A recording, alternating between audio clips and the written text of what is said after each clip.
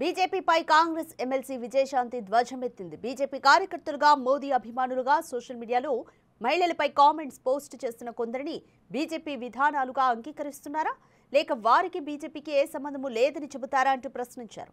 లేకుంటే అదే సనాతన ధర్మం అంటారా అనే విషయాలపై బీజేపీ క్లారిటీ ఇవ్వాలని డిమాండ్ చేశారు. అసంఖ్యాక మహిళల పట్ల బీజేపీ సోషల్ మీడియా అత్యంత దుర్మార్గంగా పోస్టులు, కామెంట్లు చేస్తున్నారని ఆరోపించారు విజయశాంతి. మహిళలపై అసభ్యకరంగా పోస్టులు, కామెంట్స్ చేసేవారు ఎంతటి వారైనా తెలంగాణ ప్రభుత్వం తీవ్ర చర్యలు తప్పక తీసుకుంటుందని హెచ్చరించారు. నేటి సమాజంలో వర్కింగ్ విమెన్ కు గౌరవం కొట్లాడి తెచ్చుకోవాల్సిన పరిస్థితులు ఏర్పడుతున్నాయని ఆందోళన వ్యక్తం చేశారు.